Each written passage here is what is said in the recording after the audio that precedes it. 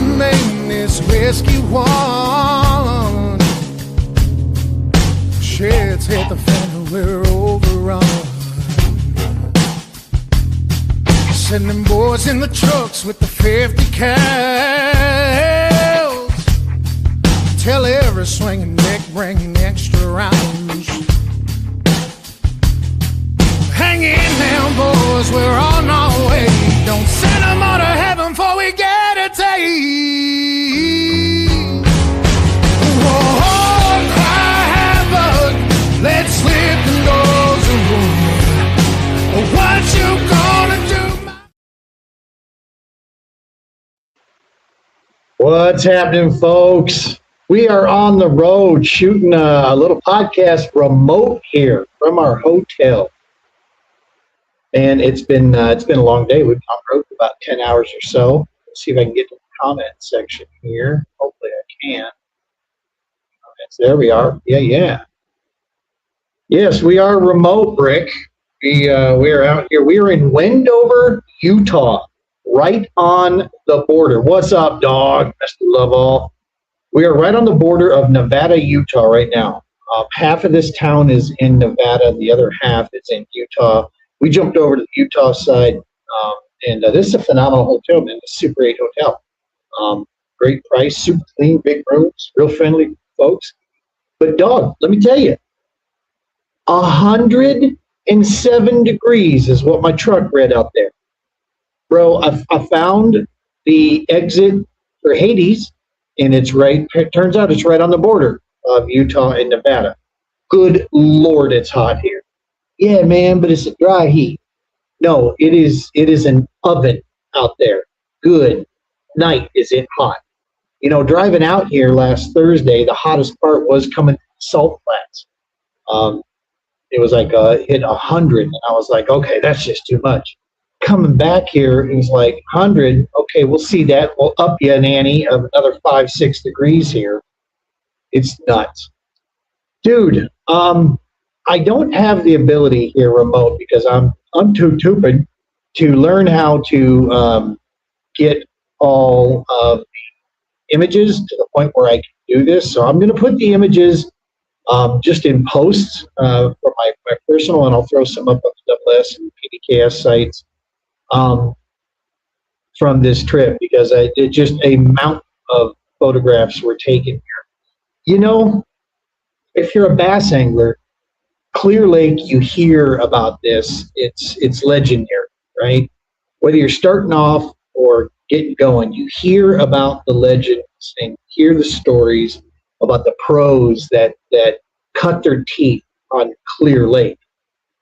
Or perhaps you do something and you take a look at the tournament results for this lake, and you see the fact that unless you come in with 30 pounds, you don't even have a shot at a check on some of these. And dude, it for most of us, most of the anglers, even that I know, a 30-pound bag is something that's almost unfathomable, right? You're talking, you know, this level of a fishery where you're able to find in a very short period of time 6-pound fish, dog. It's not easy. My man Lucas, who was the founder of this feast, see you in the comments, dog. Love you, man. Had an absolute blast. Lucas is the whole reason that we went that direction, man, was to go see him. Lucas is a good friend. He used to live out. He fished CKB events back in like 22, and then in 23 he moved out there. And so we knew sooner or later we wanted to get there and get out and see it. But he set us up with the campsite, you know, and make no mistake, feeling a little guilty. You know, this is putting this, you know, this is a personal trip, man, through and through. Yes, I was going to see my good buddy. But this was, you know, there was no TPO work here, none of that. This was all on, you know, my beautiful wife allowing me to go see my friend and just have an amazing long weekend out here at this place. But like I was saying, you know about Clear Lake. And I always have the problem where I build things up too far in my head, and then when I get there, I'm disappointed, right? Well, I can honestly, easily, beyond a shadow of a doubt, tell you that I had no clue. What I was thinking about Clear Lake, I didn't even come close. It is everything I imagined and beyond. It is the most unique body of water. And I'm going to say this flat out to anybody in earshot. If you're an angler, specifically also a bass angler, I don't care what you have to do. You figure out a way and you get to Clear Lake, California, and you go fish that for a couple days. This is not the kind of reservoir where you're going to show up and fish are going to jump in the boat. Okay, it's not like that. You got to know what you're doing, and you have to work for it.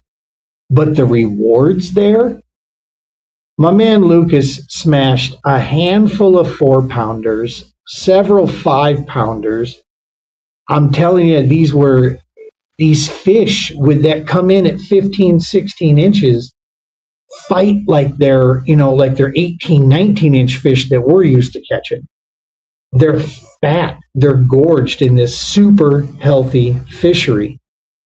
And just to talk about the fishery there, take the mountainous terrains of like Colorado, New Mexico, surround the lake with that, at least one side of it. It looks like the hillside, some rocky bluffs and things of this nature. Start there, right?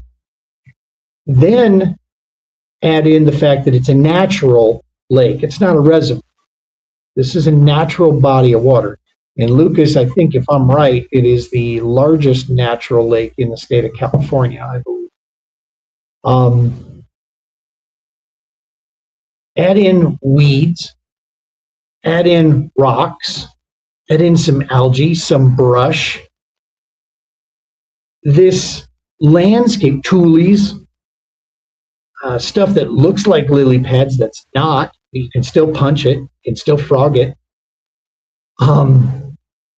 This body of water is unique just to itself. It can fish drop shotty all the way to punching with 1 ounce, weights.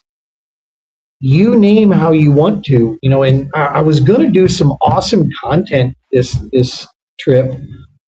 Correct, largest natural within Cali, yeah. I was going to do some content about the certain baits I was using and how those are working at Clear Lake, but I got to be straightforward and honest. It was less the bait and more the location, in my opinion. Lucas, you may disagree, but he did have some bait that he was throwing there that was like clockwork. But and you would catch more with the right, color and presentation. You'd catch more, but you could still catch them. I mean, proof to this is we caught fish cranking shallow, medium crank, spinnerbait, chatterbait, frog. Lucas, did you get one also on the spook? I couldn't remember. Texas rig, Senko and craws, jigs galore, Ned rig, shaky head. We caught fish on all of those presentations. And again, though, it was where we were throwing those presentations, the time and place. So you still had to know what you were doing there. But the amount of fish, good night. Lucas has one of those clickers, right, that he uses. And I was asking, but dude, what number are you on? You didn't get anything on a spook this trip, but you have caught him on spook there in the past, yeah. But he was like up to 16, 17 on his clicker already at that point. Day one, I wasn't as prepared. I was not gonna lie, I was maybe a little awestruck. I did catch I think I got to about 10 total fish on day one. My best one coming first thing in the morning.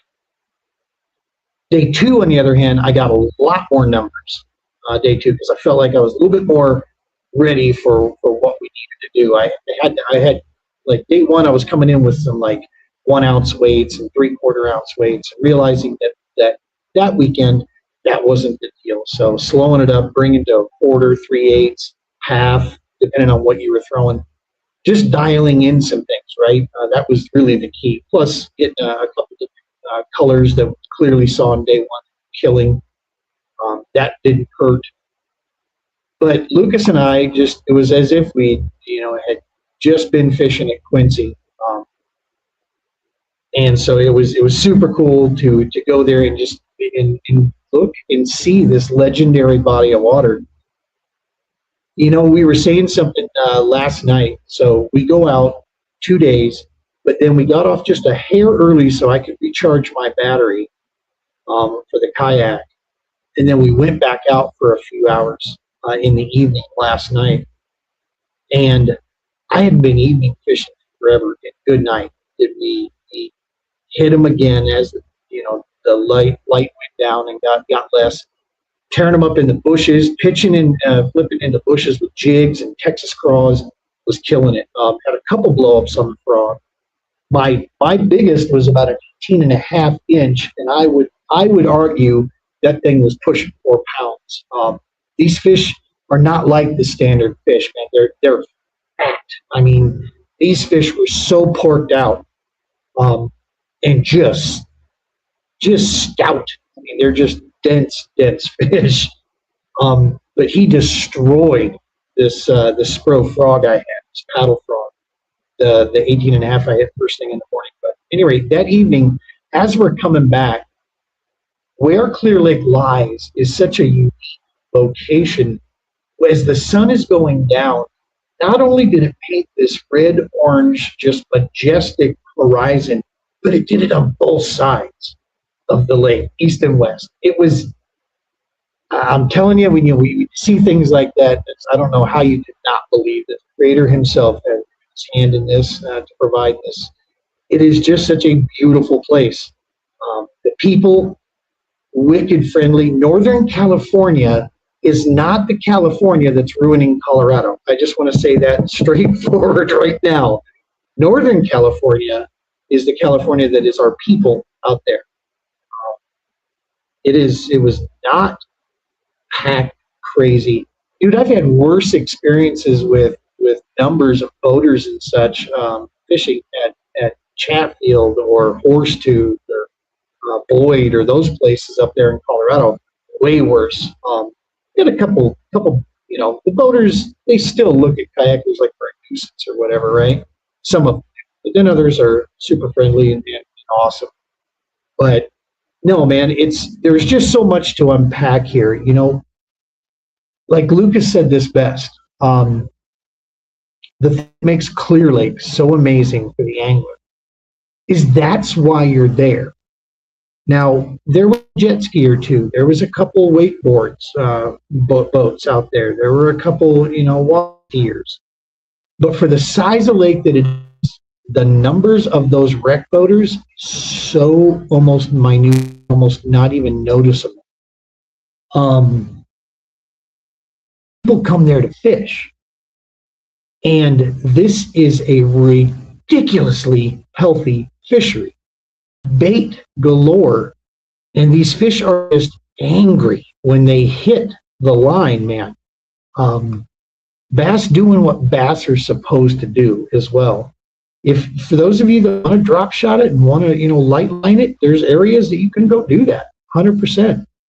Fish how you want to fish, and chances are you're going to, as long as you get to the right locations for those type of fishing, you're going to be just fine.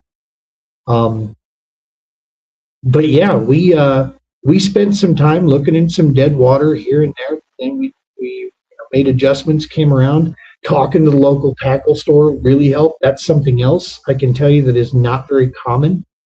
A lot of tackle stores will tell you things just to get you to buy more stuff in their store. These guys were telling us stuff that was legit. They were saying, they gave us some tips on day one about, try this. If you're coming from a kayak, try this area and this area, and you should be on 40 fish throughout the day and da-da-da-da-da. But yet everybody else were hearing that, that it was fishing tough. So nevertheless, dude, sitting around camp with my man Lucas, trading stories, jokes, and he cooked up some phenomenal steaks on night one. I haven't had a steak in so long. That was super cool. Then night two, we did up some brats, went to the grocery store, got some sides. Night three, we decided to go ahead and go on into town, hit the local casino there. Real friendly staff, good food there. And then we, like I said, we went back out again. The weather was unbelievable. We never really got overly too windy, not too crazy. No rain or anything. Pretty warm. I mean, not for nothing. Those showers were good at camp, and we needed them because it got pretty warm there. Not wickedly humid though, like I kind of anticipated it would be, but not at all. One of the days got a little humid, but nothing like, the southern state swing that we've done in the past. Not even close.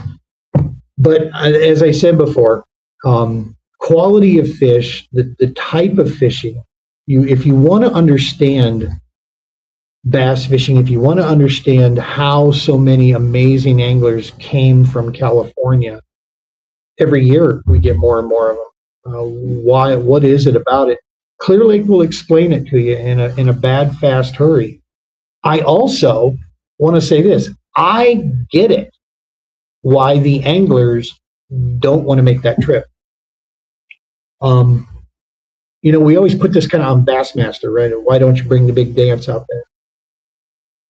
I bet you it's less about Bassmaster and more about the fact that the anglers themselves, because I got to tell you, dog, no matter how you come into Clear Lake, you either got to come through like Satan's Kitchen, or you got to come up and over the Sierra Nevadas, and you better have all of your equipment checked proper. Brakes, coolant, tires, towing, because there's some stretches there where you're going to go 120, 150 miles and you aren't going to see anything, and it's going to be 102 degrees. And then you're going to start getting into 6% grades that you got to run down or you got to climb up. The wear and tear on your gear alone, and for the casual angler like watches this podcast, for those of us that are just the casual anglers out there, we don't, get that, right? But when you make a living 100% from your truck, and that is, your business is taking that truck and that boat around, you don't want to tear up your equipment, right? And I get that. And it's a bittersweet thing because it's got a gut of it. They know what that place is like. They know how amazing a fishery when it's taken 40 and 40 plus pounds to win an event. Come on. I mean, you want to fish at a place like that, but good night. If your stuff can handle the trip getting over there, if your gear can make it, the rewards are amazing. Clear Lake, as I said, absolutely blew my expectations away. The people in the area, fantastic. Even, and for California, actually not that expensive in that area at all. It's kind of the last frontier of California north there. But Clear Lake is, we just saw one small little area. That's all we fished this time. There's so much more to that lake that you can go and check out. It's a huge body of water, very diverse. And as I said before, the health of that fishery is staggering. It was worth every bit of the 19-hour drive. We'll start putting up a post or two. We'll get some pictures of share of the whole trip out there for Clear Lake, just because, as I said, if you were to make a Mount Rushmore of Bass Lakes, Clear Lake's got to be in there, right? It's got to be one of those five up on the side of the mountains out there. It's that good of a lake. And I've been to, very fortunate to say, I've been to some bucket list destination Bass Lakes. And so far to this date, nothing has come close to Clear Lake. I haven't had a day left fishing like that, and man, I don't know, maybe never since I was in the tournament game. But I didn't go out there with that kind of mindset. I went out there just to enjoy and take in every last bit of this, and I was able to do that.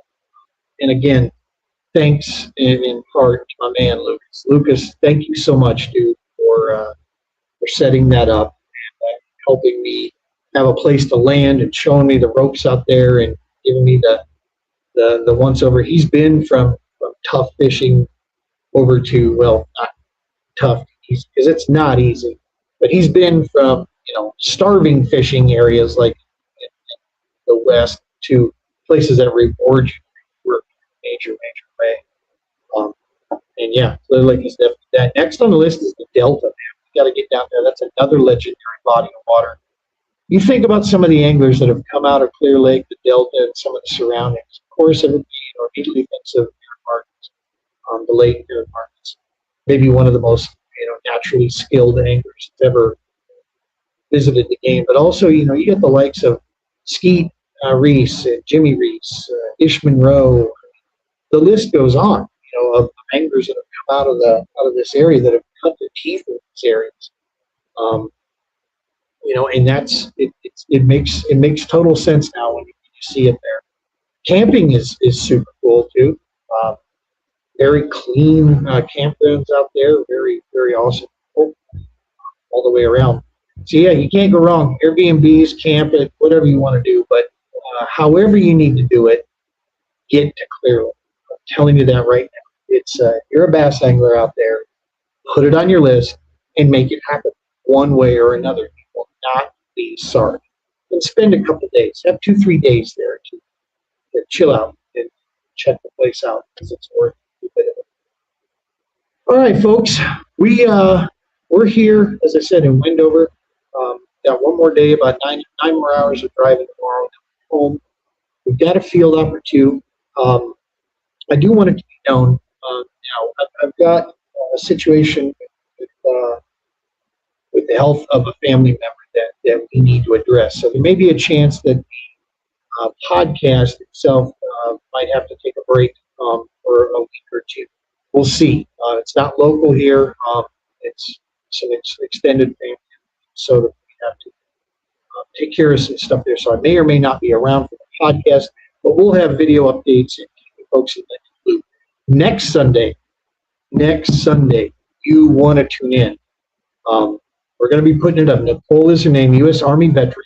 She is now a content creator online. It's one of the things she does.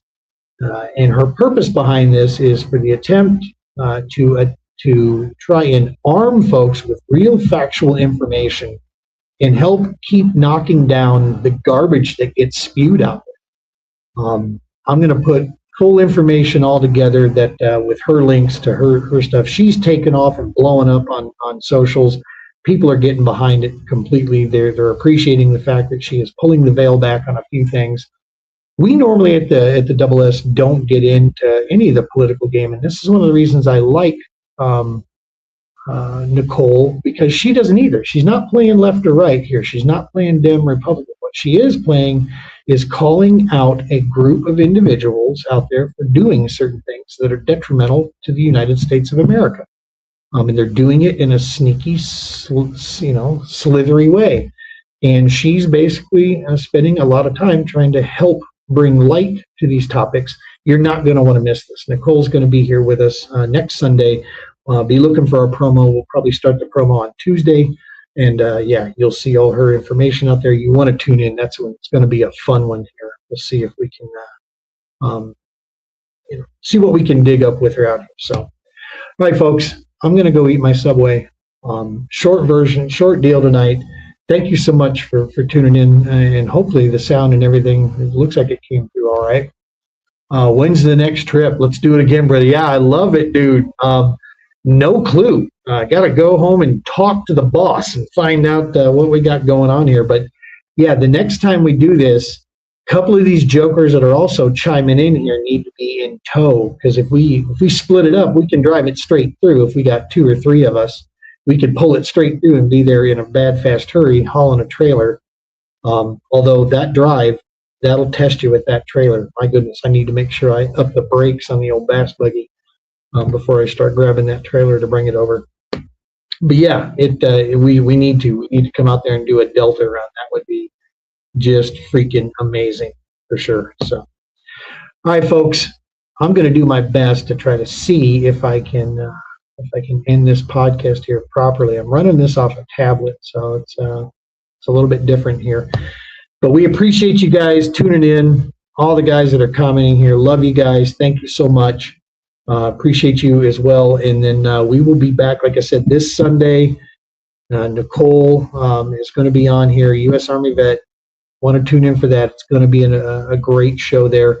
We'll have full information all through here on the Heroes Media group and on our channel.